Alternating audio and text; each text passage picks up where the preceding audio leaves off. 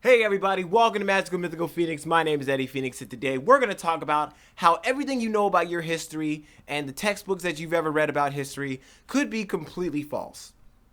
Let me explain. Okay.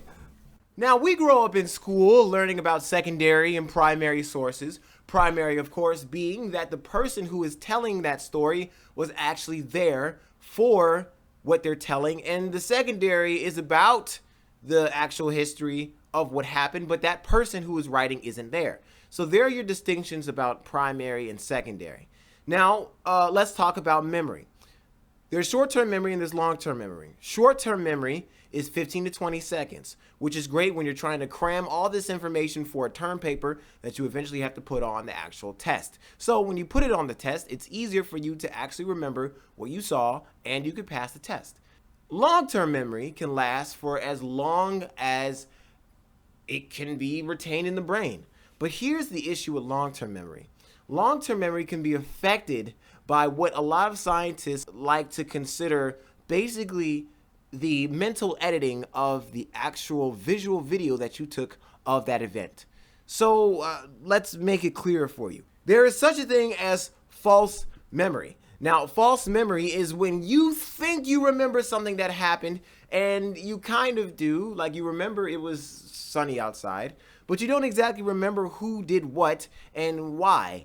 And so when you tell the story, people are kind of thinking you're right, but you're actually not right. Now, a lot of times this is terrible because over 70% of a lot of the cases where people are convicted in court is off of false testimony. People come back to court all the time and say, sorry, that never happened. And in time, it eventually happens that the person who is testifying, their testimony contradicts the testimony of someone else. Well, they were both there. What's happening? Well, humans are not perfect. And this is the reason why we have to watch the way we believe things that we read in our history books and believe the stories people tell, such as our family members and our friends, because you don't understand that false memory is something that happens quite often. Now, there's something called flashbulb memory. Flashbulb memory is a little bit better than long-term memory because flashbulb memory is actually off of a traumatic event. Now, that flashbulb memory sometimes helps you because when a traumatic event happens, your brain goes into overdrive. So a lot of the different details that you would have remembered long-term memory is even sharper and better when it comes to flashbulb memory, okay? So in terms of this, when you think about anytime you've read a history book or anytime you've gone and sought out a primary source, you have to ask yourself this question. How many of these primary sources are actually true? How many of these stories that I'm reading from people who were actually there are accurate? Because then when you ask these questions, you begin to realize that as humans, a lot of our history from the beginning of humans all the way to now has been made up by people who have false memory. And that's kind of scary when you think about it. You know, it's like listening to your little brother tell a story about how he went to school today and what happened. Well, you ask your brother what happened, and he says that he was a very good boy and he sat in class and did everything right. And when you ask the teacher says that he was bad and he was acting up and running around class. Now, this is somewhat a weird comparison because I'm saying a little child is recalling what they remember, and the older person, who is the adult, is recalling what they remember. Now, these two memories are not so different. This is because, once again, there's something called false memory. Even though it could have happened a few hours ago or a few days ago, it doesn't necessarily mean that you remember every single fine detail that happened within that event. And this is bad. Once again, a lot of people are convicted off of eyewitness testimony. Okay? A lot of people have been sent to death row off of what people thought they saw. The implications of this are huge. And I kind of think we need to change the way we do things, especially in our political systems. And now I'm not here to get preachy and we need to change things, revolution. No. What I'm saying is if eyewitness testimony is as bad as people think it is, and know it is, and prove it is, then A, why in the world are we so reliant on eyewitness testimony? For the love of God, I can't even remember what I ate for dinner last night.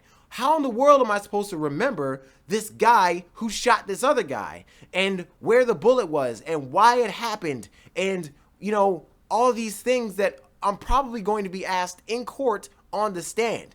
And the scary part is people swear that they remember these things on the trial, and they swear that everything they're saying is true, nothing but true, so help them God. Now, the issue is that it's sometimes not true at all, but yet people are still convicted for what is not even real and is made up. And people with false memory do this all the time. So now let's talk about every single historical figure that you've ever read about, that you've ever talked about, that you've ever known about. You have to ask yourself the question, how many of these events that I'm reading in this history book are actually true? How many of these primary sources that I'm gathering for this class, how many of them are actually accurate? There's so much about our history that we think we know, but the fact that such things as false memory exist, it really makes you reconsider everything you know true about the reality you live in right now. Now, you got to think about this stuff, okay? Your parents, your family, your grandparents, when they told you a story about how they fell and busted their knee and where this scar came from and what happened to your great-grandfather and all these things. You know, a lot of times traumatic events can affect the way we remember things. I mean, a lot of people remember 9/11. One year you ask them, well, how do you remember it? And let's say it was right after the event. They tell you all these fine details, and I guarantee you a year later to that day, there'd be an added detail. Seriously, go on Google, look up how many cases of false memory you can find. You will be absolutely awestruck at the amount of times people can change the way they remember things. Now, this doesn't mean that humans are stupid, which, well, we kind of are. But this doesn't necessarily mean that everything we say isn't true, because that's not true either. But you have to consider every single thought that the person is trying to communicate to you. You have to think to yourself, is this actually true? So basically, our history comes off of the backs and mouths of people who think they remember, but they probably don't actually remember accurately. You think about that. Anyway, guys, thank you so much for watching this video. I want you guys to seriously consider this. Go back to your history book. Look through all the stories that these primary sources are telling you. Re-ask your parents and grandparents some stories that you remember them telling you. Record them actually saying it, and then play it back to them. You're going to be surprised at how many things can change within a day, a week, a month, or even a year. Anyway, guys, look at the rest of my videos around this. Check out my repertoire and comment below about any memories that you think you remember and that you actually ended up remembering in the end. And then, oh my gosh, that wasn't true at all. And even comment below and tell me some cases in which people have gone to jail because of someone else's false memory. Make sure you share, like, and, subscribe.